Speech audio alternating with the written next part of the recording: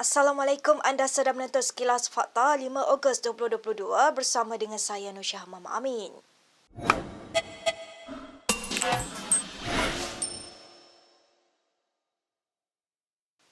Perikatan Nasional dikatakan sedang mempertimbangkan untuk menarik balik sokongan terhadap Perdana Menteri Ismail Sabri Yaakob. Menurut laporan The Star, ia berikutan, Ismail tidak menunaikan perjanjian untuk melantik Ahli Parlimen Bersatu sebagai timbalan Perdana Menteri. Ismail Sabri dilaporkan dijadual bertemu delegasi PN semalam berhubung perjanjian itu, namun ia dibatalkan di saat akhir. Delegasi PN merangkumi Setiausaha Agung Bersatu Hamzah Zainuddin, Ahli MPT Bersatu Azmin Ali, Setiausaha Agung PAS Taqiyuddin Hassan dan Naib Presiden PAS Ahmad Samsuri Mokhtar. Menurut laporan itu lagi, mesyuarat MPT Bersatu pada Selasa secara umumnya bersetuju bahawa sokongan terhadap Ismail Sabri perlu ditarik jika tiada persetujuan dicapai. Selain itu, laporan itu turut membayangkan para pemimpin Bersatu tidak gembira dengan aspek lain kepimpinan Ismail, khususnya mengenai dana yang disekat kepada ahli politik parti itu. Laporan itu juga mendakwa beberapa pemimpin Bersatu kecewa mereka disingkirkan daripada jawatan dalam syarikat berkaitan kerajaan yang dipegang sebelum ini.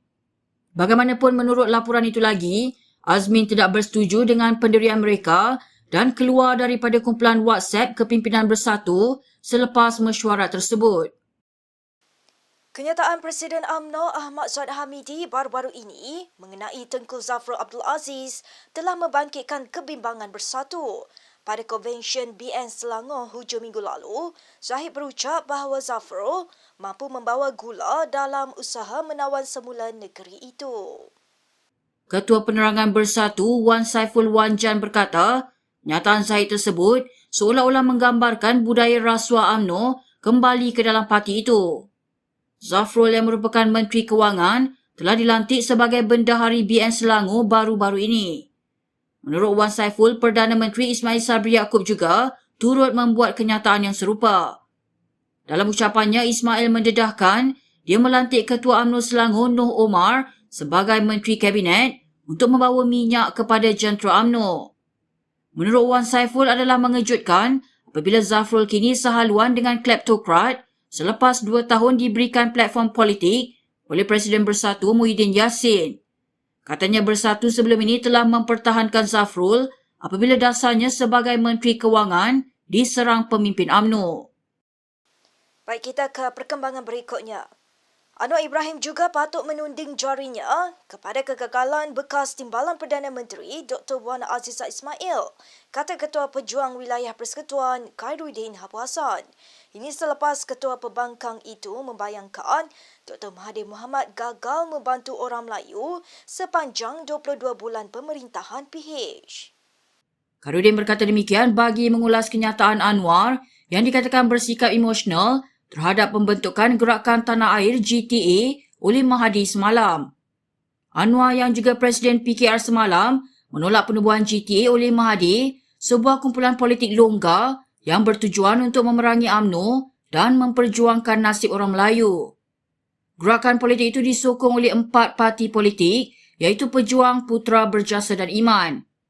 Ahli Parlimen Port Dickson itu berkata Mahathir mempunyai 22 bulan sebelum ini untuk membantu masyarakat Melayu Islam namun gagal berbuat demikian. Sementara itu, Khairuddin berkata Anwar cemburu dengan kemampuan dan legasi Mahathir antaranya dalam membangunkan tenaga kerja profesional Melayu. Sebaliknya, kata Khairuddin, Anwar tidak meninggalkan sebarang legasi dan tidak pernah relevan sejak dahulu sehingga kini. Mahkamah Rayuan memutuskan bahawa anak yang lahir di luar negara oleh ibu warga Malaysia yang berkahwin dengan warga asing tidak berhak mendapat kerakyatan Malaysia. Panel 3 hakim membuat keputusan itu selepas membenarkan rayuan kerajaan, KDN dan Ketua Pengarah JPN. Mahkamah Rayuan membatalkan keputusan Mahkamah Tinggi Kuala Lumpur pada 2021 bahawa ibu warga Malaysia mempunyai hak yang sama seperti bapa warga Malaysia untuk memberi kerakyatan melalui kuat kuasa undang-undang kepada anak yang lahir di luar negara. Pada 9 September tahun lalu, Mahkamah Tinggi mengisytiharkan bahawa kanak-kanak yang dilahirkan di luar negara kepada ibu dan bapa warga Malaysia secara automatik berhak mendapat kerakyatan Malaysia. Peguam yang mewakili kumpulan ibu tersebut bagaimanapun memaklumkan akan membuat rayuan ke Mahkamah Persekutuan. Beberapa ibu yang ditemui di mahkamah hari ini turut menyatakan kekecewaan mereka berikutan keputusan itu. We stand firm in the belief that one day our government will see us, Malaysian women and Malaysian mothers, as we see ourselves, as equal citizens, and that our children have just as much a right to be Malaysian as the children of Malaysian men. Mungkin nak kena operation lagi. Kalau apa-apa berlaku dengan saya, mana tahu next operation, saya tak ingat apa-apa. Nanti siapa nak berlari untuk anak saya? Anak saya nak pergi ke mana? Beritahu saya nak jawapan dari kerajaan. So saya berharap agar Mahkamah Persekutuan akan memberi hak yang sama rata kepada semua rakyat. Tak kira awak dilahirkan di mana, awak berbangsa apa, awak jantina apa. Berita seterusnya. Sekumpulan penghantar makanan hari ini menyerahkan memorandum bantahan kepada sebuah syarikat penghantaran yang merangkumi beberapa tuntutan. Ini selepas mereka mendakwa majukan mereka menggunakan skala pembayaran upah yang tidak adil. Kumpulan itu tidak berpuas hati kerana pihak syarikat didakwa telah mengurangkan bayaran mereka dari semasa ke semasa, termasuk memasukkan sistem ganjaran untuk penghantaran waktu puncak. Itulah dia katakan sistem problem. Tapi kenyataannya benda tu betul. Macam saya cakap, bayaran asas patutnya RM5. Tapi bila kita dapat double order yang kedua akan jadi RM4. Bukan jadi bayaran asas lagi. Dari mana hilang RM1 tu? Lagi banyak lagi potong. Lagi banyak lagi dia potong. Tak kira jauh daripada multiple order. Ya.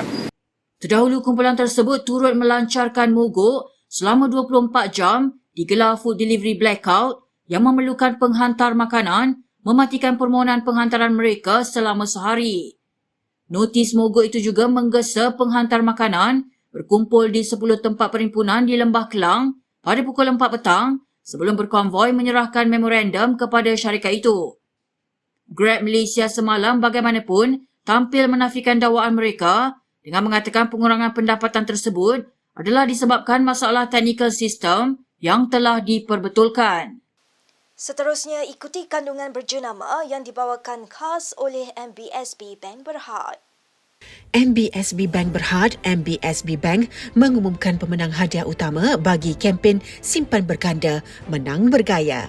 Kempen yang membuka kepada pemegang akaun semasa atau simpanan Prime Win Kasa I, Bank MBSB ini turut menawarkan hadiah bernilai RM2.4 juta termasuk kereta mewah, motosikal, telefon pintar serta wang tunai.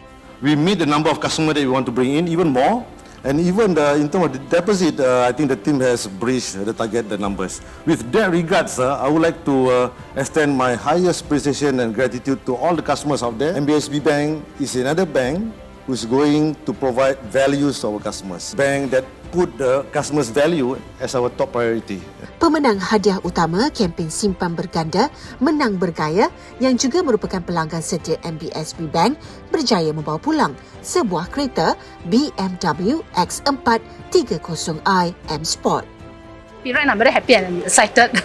I didn't expect to win such a grand prize. How many years you have been with MBSB Bank? Quite some time. I think should be more than 10 years. Services very good. And then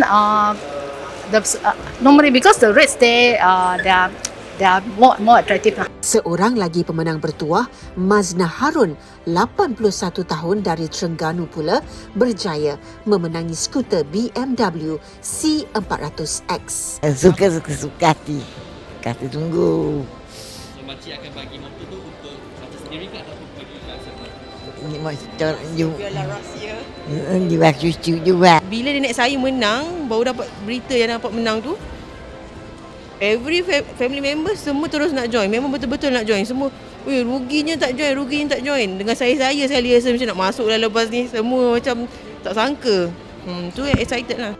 Dengan itu, Ketua Pegawai Eksekutif MBSB Bank turut mengumumkan bahawa simpan berganda menang bergaya 2.0 bakal berlangsung bulan depan. Since the first SBMB, simpan berganda menang bergaya 1.0 get a good attractions, so we are going to roll out the second SBMB in September. The prizes, ladies and gentlemen, is something that you can never imagine. It is beyond the car, it's beyond what you receive, handphone, it's beyond that. Baik, berikut beberapa lagi ringkasan berita untuk hari ini.